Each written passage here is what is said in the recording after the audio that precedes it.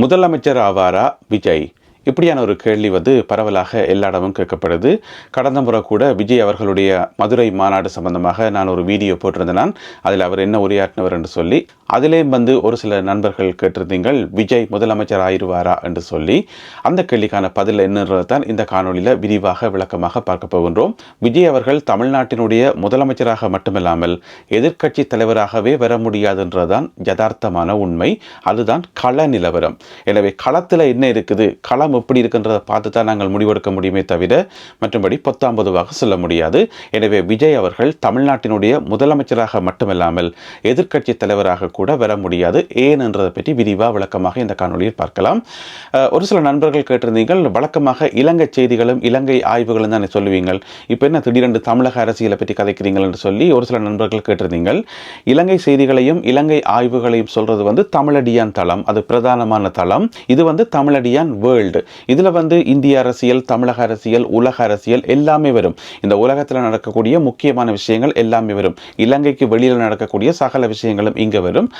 தமிழடியான் பிரதானமான தளத்தில் இலங்கை செய்திகள் வரும். இதுதான் அந்த வித்தியாசம். எனவே தமிழடியான் வேர்ல்டு யூடியூப் சேனலுக்கு உங்கள் அனைவரையும் வருகவென அன்புடன் வரவேற்கின்றேன். இதுபோல உலகம் முழுவதும் நடக்கின்ற முக்கியமான நிகழ்வுகள் மற்றும் ஆய்வுகளை தெரிந்து கொள்ள இந்த சேனலை சப்ஸ்கிரைப் பண்ணுங்கள். விஜய் அவர்கள் முதலமைச்சராக வர முடியாது. ஏன் எதிர்க்கட்சி தலைவராக கூட வர முடியாது? ஏன் என்றதுக்கு நிறையவே காரணங்கள் இருக்குது. ஒவ்வொன்றாக பார்ப்போம். முதலாவது நாங்கள் பிறந்து வளர்ந்ததுக்கு எப்பயாவது கேள்விப்பட்டுக்கிறோமா தமிழ்நாட்டில் இரண்டு பிரதானமான கட்சிகளை தவிர்த்து ஏனைய ஒரு கட்சி மூன்றாவதாக ஒரு கட்சி ஆட்சியை பிடிச்சன்னு சொல்லி நாங்கள் எப்பயாவது கேள்விப்பட்டுக்கிறோமா? அதாவது திமுக, அதிமுக இந்த இரண்டு கட்சிகளையும் தவிர இன்னும் ஒரு கட்சி ஆட்சியை பிடிச்சது என்று சொல்லி நாங்கள் ஒருபோதுமே கேள்விப்படையில. ஏனென்றால் அப்படியான ஒரு சம்பவம் நடக்கவே இல்லை. ஏன் தமிழ்நாட்டில் மூன்றாவதாக ஒரு கட்சி ஒன்று உருவாகி அந்த கட்சி வளர்ந்து தேர்தலில் போட்டி போட்டு ஏன் அது ஆட்சியை பிடிக்க முடியல என்று சொன்னா, ஏற்கனவே இருக்கிற இரண்டு கட்சிகளும் மிகவும் ஸ்ட்ராங்கான கட்சிகள். திமுகவும் ஸ்ட்ராங்கான கட்சி தான், அதிமுகவும் ஸ்ட்ராங்கான கட்சி தான். ஏற்கனவே பலம் வாய்ந்த கட்சிகளாக இருக்கிற இந்த ரெண்டு கட்சிகளும் நாளுக்கு நாள் இன்னுமே தங்களை பலப்படுத்துறதுலேயே கண்ணும் கருத்துமாக இருக்கின்றார்கள்.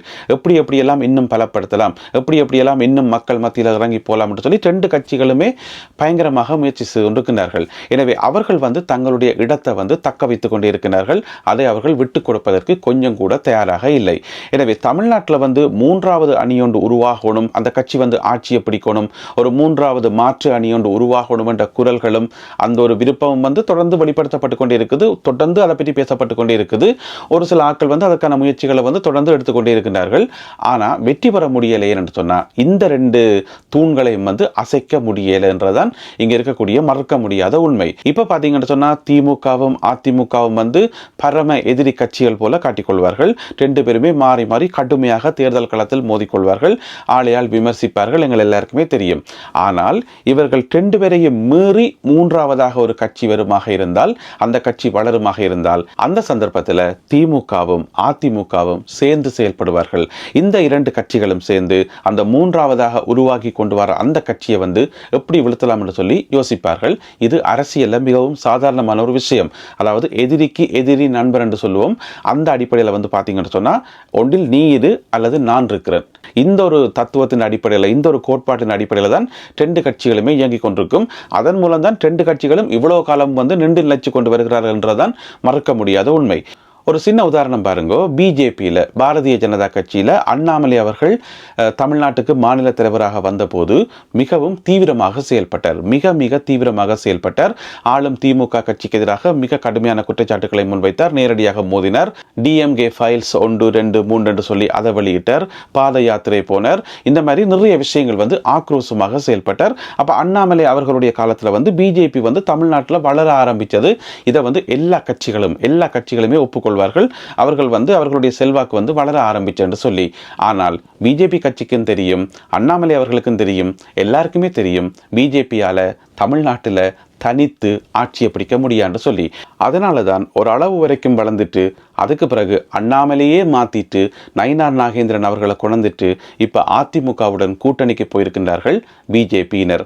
ஏன்னு சொன்னா அதிமுகவோட கூட்டணி சேர்ந்தால் மட்டும்தான் ஒன்றில் ஆட்சியை பிடிக்க முடியும் அல்லது ஆட்சியில் ஒரு பங்காக இருக்க முடியும், ஏதோ ஒன்றை சாதிக்க முடியும் என்றது பிஜேபி தலைமைக்கு நல்ல வடிவா தெரியும். எனவே அண்ணாமலை அவர்களை வச்சுக்கொண்டு அவரை மாநில தலைவராக வச்சுக்கொண்டு அதிமுகவோட போய் கூட்டணி சேர்றது சாத்தியமில்லை. ஏன்னு சொன்னா அண்ணாமலை ஒரு தனித்துவமான ஒரு தலைவராக, ஒரு கரிஸ்மேட்டிக் லீடராக, ஒரு முதலமைச்சர் வேட்பாளர் அந்த ஒரு கேட்டகரிக்குள்ள வாரார். எனவே அவர் இருக்கும்போது இன்னும் ஒரு ஆளுக்கு கீழே போய் போட்டி போடுறதா என்று சொல்லி எல்லாத்தையும் கூட்டி கழிச்சு பார்த்துட்டு கடைசியில் அண்ணாமலை அவர்களே மாத்திட்டு, ஏன்னு சொன்னா அண்ணாமலை அவர்கள் இன்னும் ஒரு வசனம் சொல்லி கொண்டு வந்தவர், பிஜேபி தனித்து வளரணும், நாங்கள் சுயமாக எங்களுடைய சொந்த காலில் வளரணும், தமிழ்நாட்டில் ஒரு முக்கியமான இடத்தை பிடிக்கணும்னு சொல்லி திரும்ப திரும்ப சொல்லி கொண்டு வந்தவர்.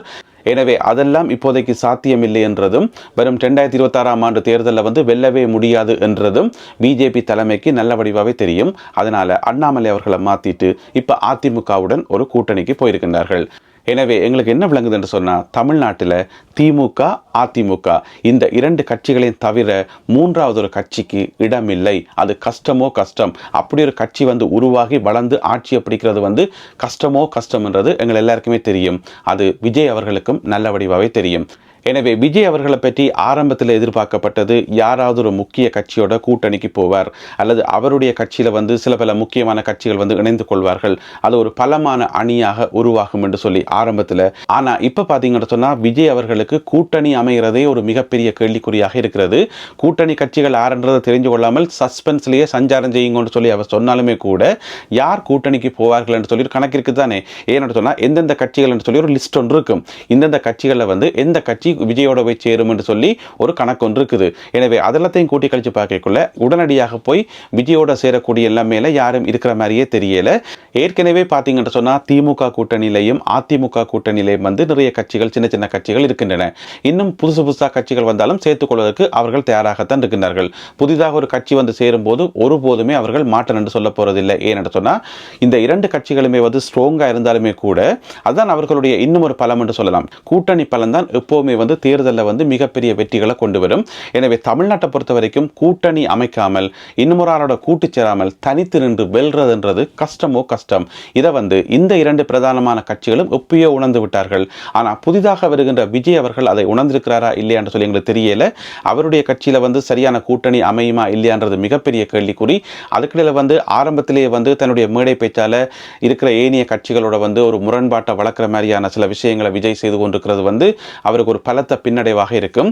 அதோட இந்த முறை கூட்டத்தில் உரையாற்றைக்குள்ள சிங்கம் சிங்களா இருக்கும், தனித்து வேட்டையாடும், தனிச்சு கூட நிற்கும் என்று சொல்லி அந்த கதைகள் எல்லாம் சொன்னதுக்கு காரணம் சிலவேளை யாரும் கூட்டணிக்கு வராட்டி அல்லது எதிர்பார்க்குற அளவுக்கு பெரிய அளவில் கூட்டணிக்கு வராட்டி நான் தனிச்சு நிற்பேன், தனிச்சு நின்று போராடுவேன் என்று சொல்லி. ஆனால் தமிழ்நாட்டினுடைய வரலாற்றில் நாங்கள் ஒருபோதுமே கேள்விப்பட்டதில்லை ஒருத்தர் தனிச்சு நின்று போராடி வெற்றி பெற்றது என்று சொல்லி. அப்படி ஒரு அணி உருவாகமாக இருந்தால் நான் ஏற்கனவே சொன்ன மாதிரி திமுக அதிமுக இந்த இரண்டு பிரதானமான கட்சிகளும் சேர்ந்து அந்த மூன்றாவது அணியை எப்படி இல்லாமல் பண்ணலாம் என்று சொல்லி அப்படித்தான் யோசிப்பார்கள். ரெண்டு பேரும் சேர்ந்தே செயல்படுவார்கள் என்றது மறக்க முடியாத உண்மை. இது அரசியலில் மிகவும் சர்வசாதாரணமானது. எதிரிக்கு எதிரி நண்பன் என்ற கோட்பாடு அரசியலில் மிகவும் சர்வசாதாரணமானது. எனவே விஜய் அவர்களுடைய முதலமைச்சர் கனவு என்றது ஒரு கேள்விக்குறியாகவே இருக்கிறது. அது சாத்தியமில்லை என்றே நாங்கள் சொல்லலாம். அதே நேரம் விஜய் அவர்களுக்கு கணிசமான வாக்குகள் கிடைக்கும் என்றது மறக்க முடியாத உண்மை. ஏற்கனவே சில கருத்து கணிப்புகள் எல்லாம் வெளியாகி இருக்குது. அந்த கருத்து கணிப்புகளில் விஜய்க்கு எத்தனை சதவீதம் வாக்குகள் கிடைக்கும், இத்தனை வீதம் கிடைக்கலாம் என்று சொல்லி எல்லாம் ஏற்கனவே எதிர்வு கூறப்பட்டிருக்கிறது. எனவே விஜய் அவர்கள் கணிசமான வாக்குகள் பெறுவார். அந்த வாக்குகள் ஆட்சியை பிடிக்கிறதுக்கு உதவாது, குறைஞ்சபட்சம் எதிர்க்கட்சி தலைவராக வாரத்துக்கு கூட உதவாது. ஆனால் விஜய் அவர்கள் வாக்குகளை பிரிக்கிறதன் காரணமாக அது ஒன்றில் திமுகவுக்கோ அல்லது அதிமுகவுக்கோ சாதகமாக அமையும். மிக இலகுவான வெற்றி ஒன்றில் இந்த கட்சி அல்லது அந்த கட்சி பெறதுக்கான வாய்ப்பு இருக்கும். ஒரு இலகுவான வெற்றி ஒன்றில் திமுக கூட்டணியோ அல்லது அதிமுக கூட்டணியோ பெறதுக்கான வாய்ப்பு விஜயால கிடைக்கும் என்று சொல்லி பரவலாக எதிர்பார்க்கப்படுகிறது. எனவே விஜய் அவர்களுடைய இந்த அரசியல் வருகை எந்த கட்சிக்கு சாதகமாக அமைய போகிறது, எந்த கட்சிக்கு மிக சுலபமான ஒரு வெற்றியை தூக்கி கொடுக்க போகிறது என்பதை பொறுத்திருந்து பார்ப்போம்.